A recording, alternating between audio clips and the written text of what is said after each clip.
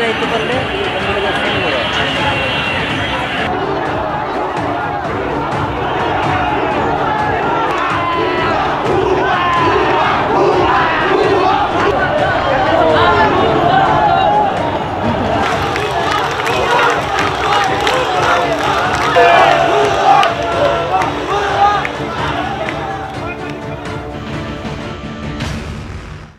getting what we deserve, what 16 crore or 18 crore people of this country deserves. Everyone is happy, everyone is cheerful, everyone is celebrating the Sarkar Patan. This has to be a historical day. This is not just the end of the tyrant Sheikh Hasina. With this, we put an end to the mafia state that she has created. We put an end to the corporate kleptocracy that she has started. We don't want a military government. What we need is a civilians charter. We need a civilians government, and we are going to ensure it. এই যে ছবি আপনারা দেখছিলেন, বাংলাদেশের যারা সাধারণ মানুষ যারা আন্দোলন করছিলেন, যারা বেশ কয়েকদিন দীর্ঘদিন ধরে যে আন্দোলন আপনারা দেখছিলেন, বাংলাদেশের কার্যত সার্বিক ছবিতে যেটা পরিণত হয়েছিল তারই পরিণতি আজকে আপনারা দেখতে পাচ্ছেন। এবং বাংলাদেশের রাজপথে কার্যত উৎসব এই মুহূর্তে লক্ষ্য করা যাচ্ছে।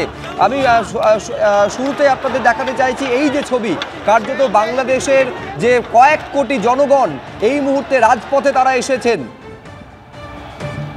বাংলাদেশের সাংবাদিক জুয়েল আনন্দের সঙ্গে এই মুহূর্তে আমরা যোগাযোগ করতে পেরেছি। জুয়েল, এইটা আমাদের জানান কি ছবি এখন বাংলাদেশের রাজপথ জুড়ে, বাংলাদেশের বিভিন্ন কোনায় কোনায় আনাচে কানাচে?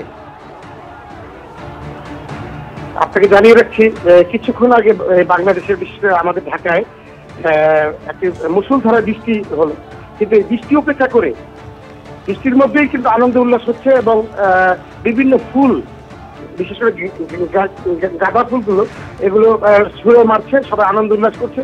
মনে হচ্ছে যে একটি নতুন স্বাধীন বাংলাদেশের নতুন ভাবে এগিয়ে যাচ্ছে বর্তমান প্রজন্মের সন্তানদের মাঝে। তাদের মধ্যে এই ধরনের স্লোগান হচ্ছে যে এখানে আসলে ভাষায় বোঝানোটা খুব কষ্টের বিষয়, কারণ হলো এখানে যারা আছে ছাত্ররা তারা কিন্তু সবাই হলো, আমি এর আগেও বলেছি, 18 থেকে 19, 20, 21 এর মধ্যে।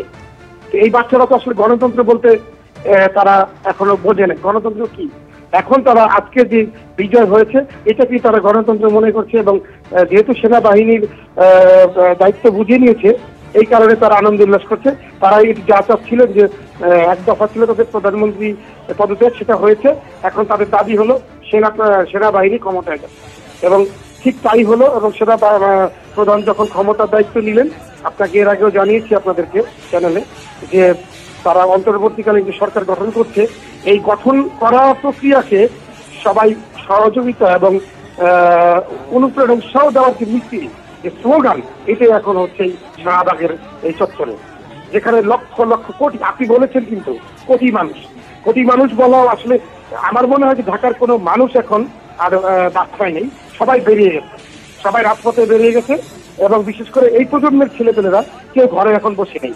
এই জন্য লক্ষ লক্ষ মানুষ, কোটি বলতে পারেন আপনি, কোটি কোটি মানুষ এখন রাজধানী ঢাকায় এখন অবস্থান করছে এবং রাস্তায় শুধুমাত্র মানুষ আর মানুষ, কিছু রিক্সা, কিছু অটো রিক্সা এবং কিছু প্রাইভেট কার ছাড়া আর কোনো কিছু নাই যানবাহন। আর এর আগে আপনাকে জানিয়েছিলাম যে বাংলাদেশের যে আন্তর্জাতিক বিমানবন্দর, যেটি রাজধানী ঢাকায় অবস্থিত, শাহজালাল আন্তর্জাতিক বিমানবন্দর, এখানে সকল ফ্লাইট এখন বন্ধ, ওঠানামা বন্ধ আছে।